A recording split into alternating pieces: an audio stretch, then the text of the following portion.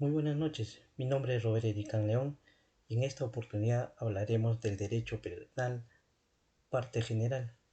Tenemos como tema principal la teoría del delito. En esta unidad 3, la teoría del delito nos habla de 6 subtemas. Los temas como la imputación subjetiva, donde se encuentra el dolo, la culpa, asimismo su tipicidad subjetiva, objetiva, el dolo y sus componentes, asimismo las clases de dolo. Como tema número 2, la antijuricidad. La antijuricidad propiamente dicha, las clases de antijuricidad. También tenemos el tema de los iter criminis, la fase de este iter criminis, la fase interna y la fase externa. En el tema número 4, la tentativa y la consumación. Tenemos la tentativa propiamente dicha, los elementos de una tentativa, la penalidad de la tentativa. En el tema número 5, la preintencionalidad. La preintencionalidad propiamente dicha, así como los tipos de preterintencionalidad. También tenemos como tema 6 la culpabilidad y sus elementos de culpabilidad. Pero nos centraremos en uno solo. En esta parte tomaremos el tema del iter criminis. El iter criminis, el camino del crimen. El camino interno y externo de una conducta que tiene relevancia penal. Esta se compone de dos fases, una fase interna y otra fase externa. Esto permite que el derecho penal deba distinguir el momento del tramo recorrido que debe sancionar.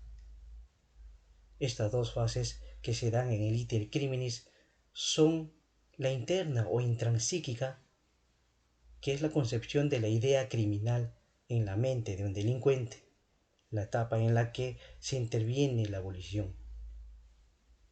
La externa, de exteriorización del acto de ejecución, en la que la ubicación de los actos preparatorios y posteriormente los actos de ejecución propiamente dichos. En la fase interna o intransíquica, esta fase en la que la idea criminosa, los cometidos criminales y determinación para conseguirlos. Se pueden distinguir tres subtemas dentro de esto, que son la ideación, la deliberación, la resolución. En la ideación tenemos el origen de la idea criminal. Cuando la concepción intelectual comete el delito, surge en la mente de este delincuente. Y en la deliberación, la idea de rechazo, la idea de aceptación, el sujeto piensa en ella, de modo que conciben las situaciones ya sean favorables o desfavorables. En la resolución tenemos el sujeto que decide cometer el delito, afirma su posición de poder delinquir o rechaza a la vez la definitivamente, ¿no? Rechazar.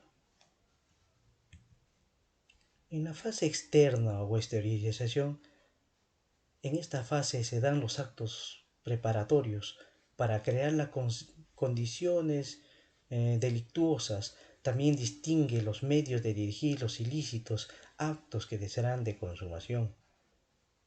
También tiene tres subetapas, que son la manifestación, la preparación y la ejecución.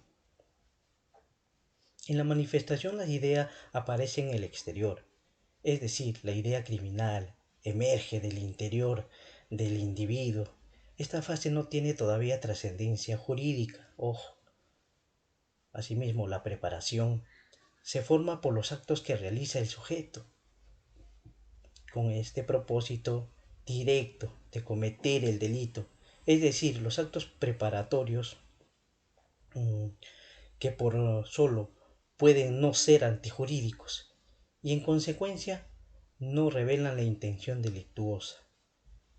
En la ejecución consiste en la realización de los actos que dan origen el delito. Ahí se puede presentar dos situaciones particulares, tanto la tentativa y la consumación.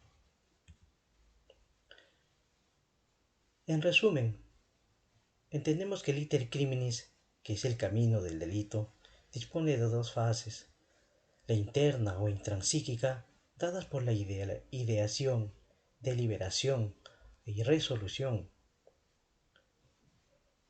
y estos no son sancionables. En la fase interna o de exteriorización, dadas por la manifestación, la preparación y la ejecución, sí son sancionables. A esto podríamos concluir que el camino del delito se compone de dos fases, fase interna y fase externa. Esta división permite, advierte los momentos de los cuales transita el delito desde el pensamiento hasta la realidad, dándose por la ideación, deliberación, resolución y luego actos preparatorios de ejecución, consumación y el agotamiento. El derecho penal no puede sancionar lo que ocurre en un fuero interno de las personas. Lo contrario significa que podría atentar contra la libertad individual de una persona. Por ello se dice que el pensamiento no delinque. Es así que el iter criminis no es plenamente aplicable a todos los delitos del sentido de identificar de manera que pausada cada escalón puesto que existen consecuencias. Prácticamente en una fase interna, muy breve o fugaz. Asimismo podemos encontrar otra exposición respecto a los actos preparatorios, pues excepcionalmente encontramos algunos de estos tipificados como delitos en nuestra norma penal. De esta manera hemos podido hablar del iter criminis, ¿no? Que es el camino al delito. Muchas gracias.